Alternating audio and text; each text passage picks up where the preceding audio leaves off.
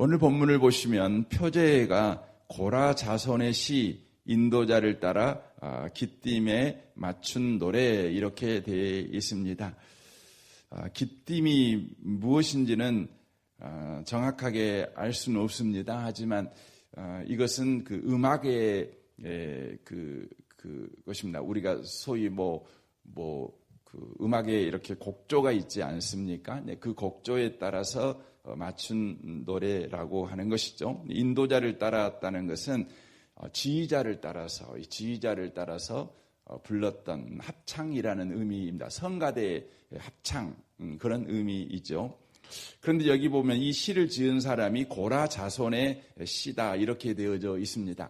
시편이 총 150편으로 그렇게 되어져 있는데 이 시편 150편 가운데 가장 많은 시를 기록한 사람은 다윗입니다. 다윗이 73편을 기록을 했습니다. 그리고 많이 기록한 사람이 아삽입니다. 아삽은 12편을 기록했습니다. 그리고 고라 자손입니다. 고라 자손은 총 오늘 84편과 더불어서 11편의 시편을 쓰게 되어집니다. 민수기 16장에 보면 고라 자손이 나옵니다. 고라 자손은 야곱의 아들 가운데 네이라는 아들이 있지 않겠습니까? 그 네이 아들의 증손자가 됩니다. 그러니까 족보를 따지면 그 모세와 사촌지간이다 이렇게 말씀을 드릴 수가 있습니다. 그런데 이 고라 자손은 이렇게 모세와 사촌지간임에도 불구하고 이 모세의 아론이 형이 있죠. 그 아론의 아들 고핫이라는 아들은 제사장 역할을 이렇게 하게 되어집니다. 그러니까 네이 지파에서 아론이 나오지 않습니까? 모세도 네이 지파죠. 그런데 그 아론의 아들 가운데 이 고핫이라는 계열이 제사장 역할을 합니다. 그리고 이 고라라고 하는 사람과 그 자녀들은 성막에서 봉사하는 일을 하는 것입니다. 그 오늘날로 비교를 하면 딱 맞는 건 아닌데 고핫 자손은 목회자로서 교회에서 일을 한다면 고라 자손은 교회에서 사찰 역할을 한다. 또 행정 그 사역을 하는 사람으로 일하시는 계열이었다. 이렇게 이해를 하시면 되는 것이죠. 그러니까 고라의 자손들 가운데 불만이 있었습니다. 제사장이 되고 싶은데 같이 성막 안에서 일을 하는데 왜 누구는 제사장 역할을 하고 왜 우리는 이렇게 허드렛 일만 해야 되는가? 이런 그 불평이 그들 가운데 있었습니다. 그리고 모세는 지도자 아닙니까? 그러니까 제사장이 되고 싶은 고라 자손과 또 이스라엘 백성 가운데는 또 자신들도 지도자가 되고 싶은 사람들이 있었지 않았겠습니까? 그 사람들을 선동을 합니다. 근데 그 숫자가 250명이죠. 그래서 반란을 일으킵니다. 그 반란을 일으켰을 때 모세가 고라에게 이런 이야기를 합니다. 하나님께서는 당신들을 이스라엘 회중 가운데서 구별하여서 주님의 성막에서 일을 하게 하며 회중들 앞에 세워주었는데 그것이 작고 부족하단 말입니까? 하고 그들에게 반문하는 내용이 성경에 나오고 있습니다. 모세와 아론보다 그들이 더 영향력 있는 사람이 되고 싶었던 것이죠. 모세와 아론의 맡고 있는 역할, 지도자와 제사장의 역할을 그들이 맡고 싶었던 것이죠. 결국 이 일로 인하여서 그 고라 자손과 250명의 사람들은 하나님으로부터 나오는 심판의 불에 의해서 다 죽게 되는 것이 성경에 기록이 되어져 있습니다. 그래서 여러분 시편을 읽을 때마다 고라 자손의 시 이렇게 나오면 그런 배경하에 그 조상들의 그런 반역의 배경하에서 고라 자손들을 이해를 하셔야 합니다. 그 이후에 고라 자손들은 바로 자신들이 성전에서 이렇게 봉사하는 것이 하나님의 크신 은혜라는 것을 그들은 자각하게 됩니다. 그리고 고라 자손들은 내내 바로 하나님 앞에 그 섬기는 일에 대한 만족과 감사와 찬양을 올리는 인생을 살아가게 되는 것을 보게 되어집니다. 여기서 우리는 하나님의 은혜를 알 수가 있습니다. 또 우리가 또 긴장해야 될 또 이유도 찾을 수도 있고 또 소망을 가져야 될 이유도 찾을 수가 있습니다.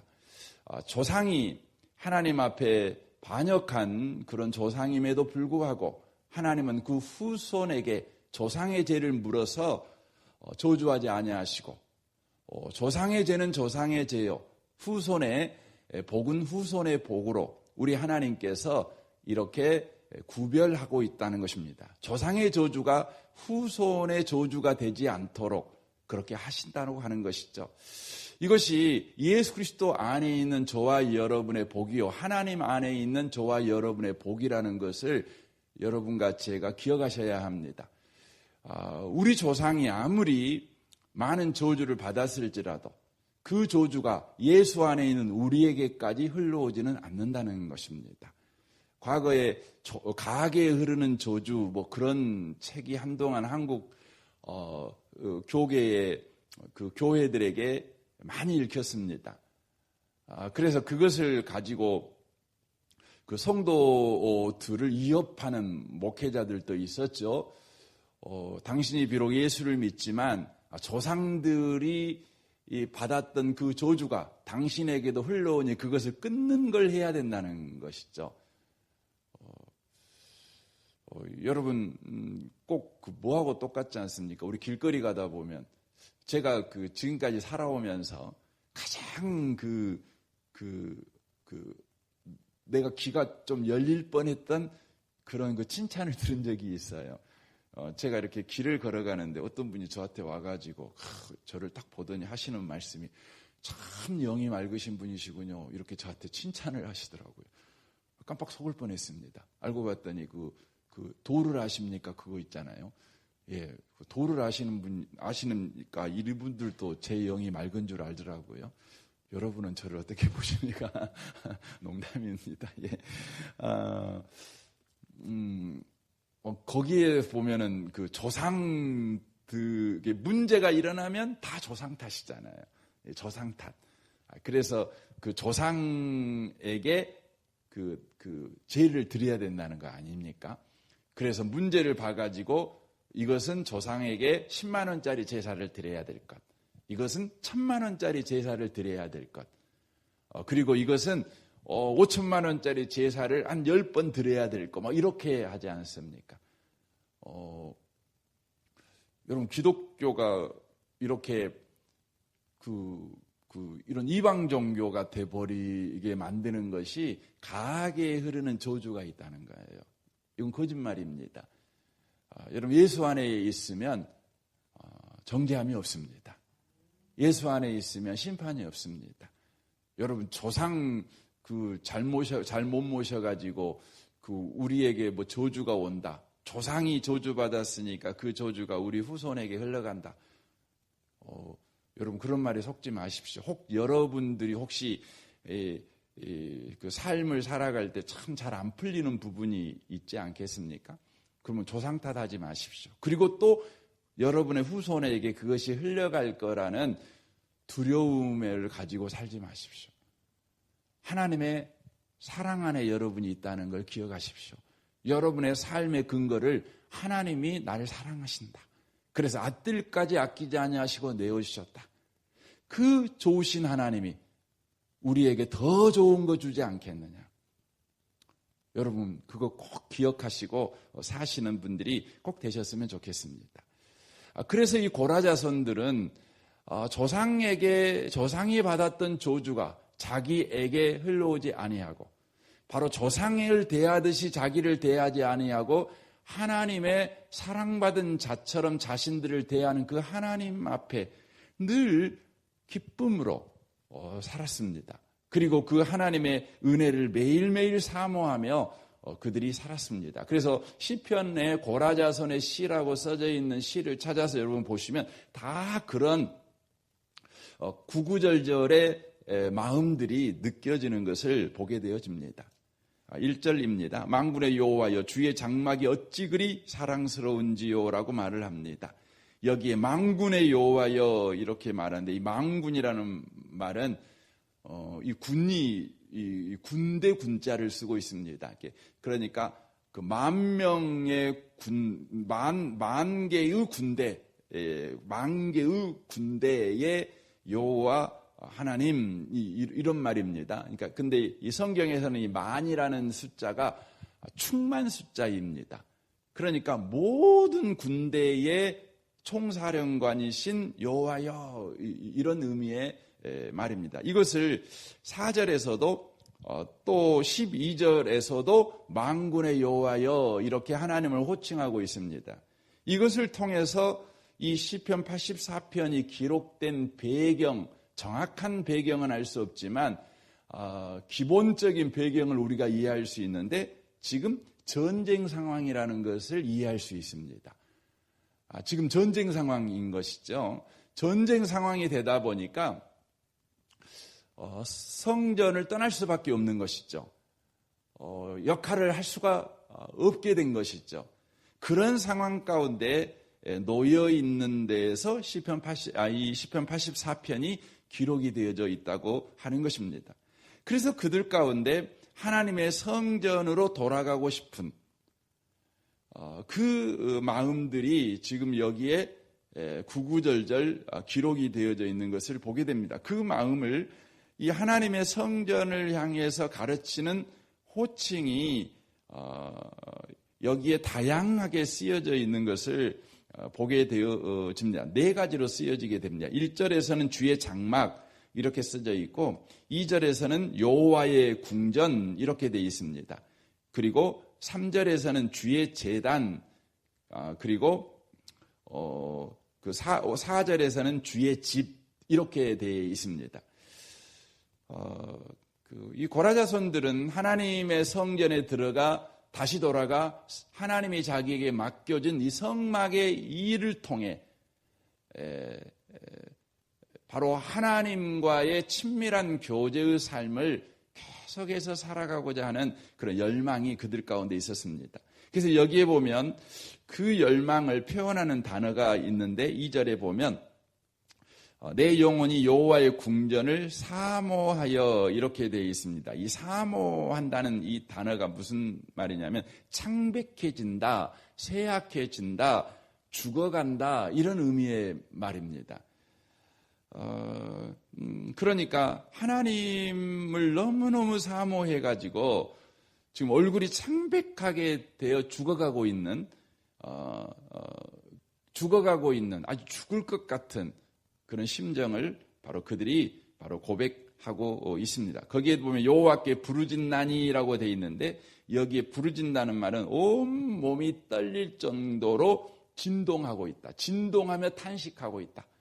그러니까 그냥 기도하는 것이 아니죠. 여러분 소위 말 기가 넘어간다고 그러잖아요. 막 기가 넘어갈 때 보면 이렇게 막 사람이 팍 떨잖아요. 그러니까 이 사람이 지금 연기하고 정신 잃어가고 있는지, 진짜 정신 잃어가고 있는지 그 아는 방법이 뭡니까? 그냥 아무리 연기를 잘해도요, 팍 떨면서 그 넘어가는 연기를 하는 것은 쉽지 않습니다. 그 정도 연기면 진짜 명연기자 아니겠습니까? 지금 이 고라 자손은 하나님 앞에 부르짖는데 기가 넘어갈 정도입니다. 몸이 푹 떨면서 지금 하나님의 전에 다시 돌아가 하나님과의 친밀한 교제를 사모하고 있는 것을 바로 보게 되어집니다. 그러면서 5절 보십시오. 주께 힘을 얻고 그 마음에 시온의 대로가 있는 자는 복이 있나이다라고 말합니다.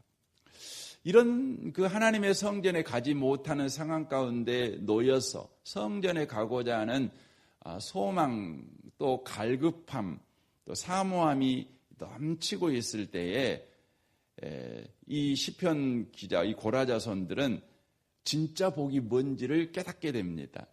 진짜 복이 뭡니까? 여기에 두 가지가 되어 있는데 5절에서는 주께 힘을 얻는 사람이 복이 있다, 이렇게 이야기를 하고 있습니다. 주께 힘을 얻는다는 말은 이것을 그 원문의 문자적으로 의미를 보면 뭐냐면 주 안에서 힘을 얻는 자라는 의미의 말입니다. 주 안에서 힘을 얻는다는 것은 주 밖에서는 아무것도 얻을 것이 없다는 것을 아는 것을 전제하고 있는 겁니다. 주 안에서 힘을 얻어요. 주 안에서 힘을 얻는 자가 복이 있다는 것을 이 고라 자손들은 성전에 갈 수 없는 상황 가운데서 깨닫게 되는 겁니다. 바로 주 밖에는 복이 없습니다. 주 안에만 복이 있습니다. 주님께서 힘을 주실 때 그 힘을 얻게 되는 자, 주의 보호 아래 있는 자만 복이 있습니다라고 말합니다. 그래서 여기에 3절에 참새가 나오고 제비가 나오는 것을 보게 됩니다. 여러분, 참새와 제비를 왜 기록을 하냐면 이들은 스스로 힘이 없는 존재들입니다. 누군가의 보호를 받아야 될 존재들이 참새와 제비이지요. 독수리나 올빼미 같은 거하고는 반대에 있죠. 독수리와 올빼미나 매, 이것들은 자기 힘을 의지해서 살아가는 동물들 아니겠습니까? 우리가 객관적으로 보면 능력이 많아가지고 어디 가든지 자기 일은 자기가 알아서 하는 사람이 복이 있다고 생각하잖아요. 우리가 자식들에게 기대하는 것은 그 독립적인 아이들이 되기를 기대하죠. 지 앞가름 할 줄 아는 아이들이 되기를 우리는 기대하죠. 그런 아이로 자라면 마음에 든든함이 있지요. 그런데 성경은 우리에게 말합니다. 그게 복이 아니랍니다. 저도 아직 젊어서 우리 아이들한테 기대하는 것이 좀 나가 살았으면 좋겠다. 뭐 그런 거 있잖아요. 근데 우리 이제 좀 연세가 드신 분들은 무슨 소원이 있으신가요? 애들이 들어와 살았으면 좋겠다. 뭐 그거 있지 않겠습니까? 너무 잘나가지고 그냥 너무 바빠가지고 명절에도 집에 못 오는 정도로 너무 잘나면 그거 속상하잖아요. 조금 못 나가지고 그래도 한 번씩 전화하고 한 번씩 부모님한테 의논도 하고 너무 많은 돈은 아니지만 와서 그냥 세배하면 50 먹은 자식이라도 10,000원 주면 부모님한테 너무 고마워하고 감사하고. 저희 아버지가 명절 때 꼭 하셨던 건 뭐였냐면 자식들 우리 8이니까 그러면 봉투에 돈을 많이 못 넣으셨던 것 같아요. 근데 꼭 주셨어요. 그러면 자식들 가운데는요, 태도가 다 다르잖아요. 뭐 이런 거 주십니까? 그렇게 생각하는 분도 계시지만 본인이 잘났든 못났든 간에 아버지의 마음을 이해하고 그걸 감사하게 받아요. 그걸 감사하게 받고 반응하고 너무 좋아하시는 것 같아요.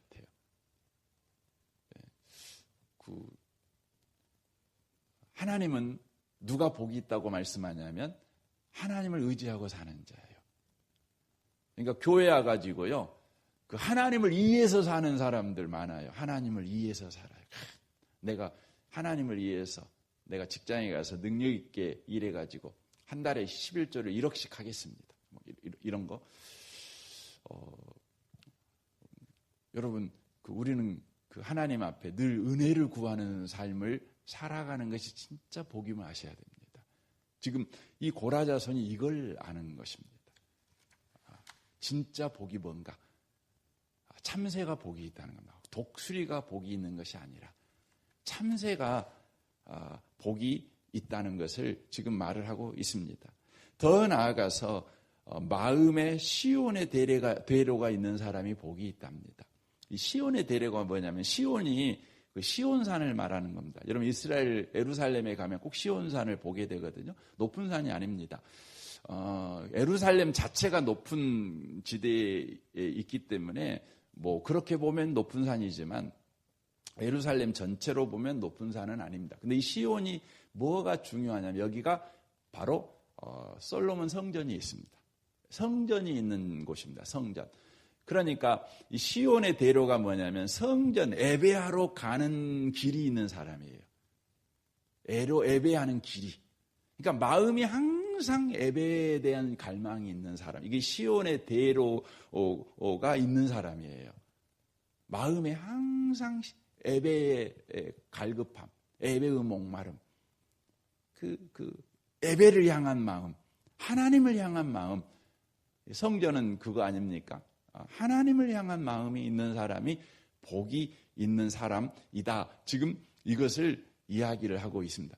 어떤 것을 가진 사람이 복이 있는 것이 아니라 하나님을 마음에 늘 담고 사는 사람이 복이 있다. 이게 시온의 대로가 있는 사람이라는 것입니다. 그런데 이 시온의 대로를 누가 갖게 되느냐? 여기 보면 그들이 6절 보십시오. 그들이 눈물골짜기로 지나갈 때에 그렇게 말을 합니다.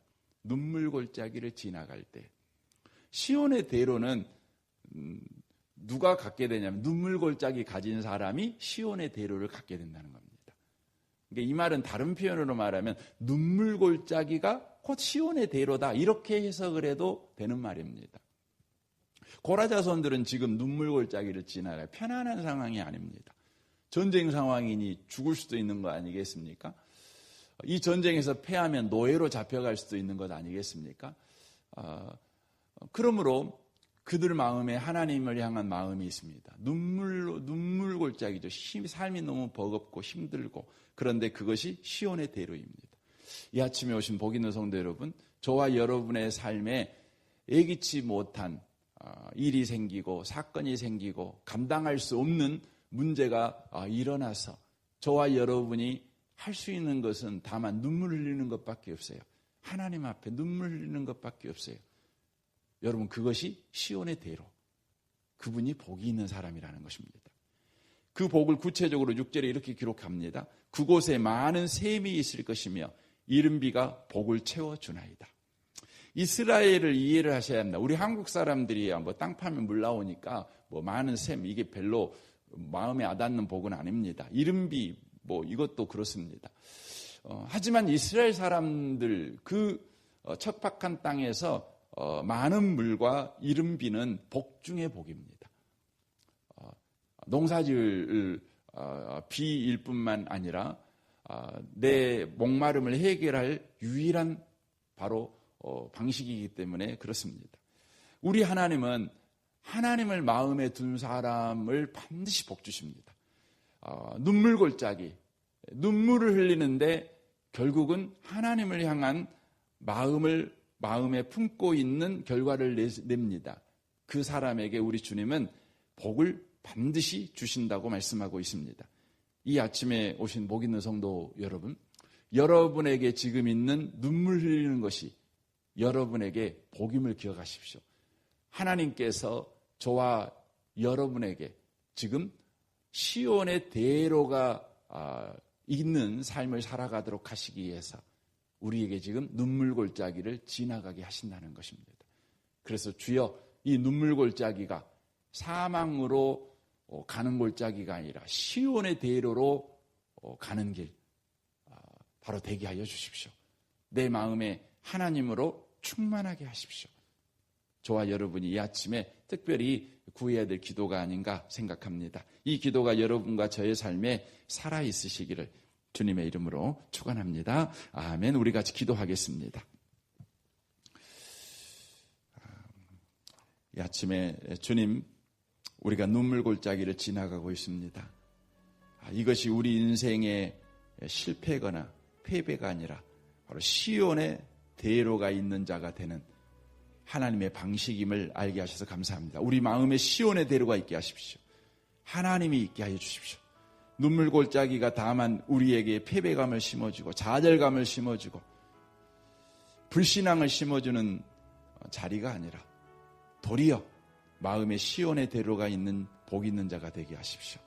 하나님이 우리에게 많은 새 인물 준비하시고 이른비를 내려주시는 은혜를 경험하는 현장이 될 것입니다. 주여, 저는 그것을 믿습니다. 주님 앞에 그렇게 구하는 아침이 되었으면 좋겠습니다. 이 나라와 이 민족과 북한과 열방을 위해 기도해 주시고 또 아동부를 위해 기도해 주실 때 특별히 섬긴 임정숙 전사님을 위해서 여러분 기도해 주시면 좋겠습니다. 우리 북한과 우리 선교사님들과 교회들을 위해서도 기도해 주십시오. 우리 좋으신 주님께 통성으로 구하겠습니다. 기도하겠습니다. 살아계신 하나님,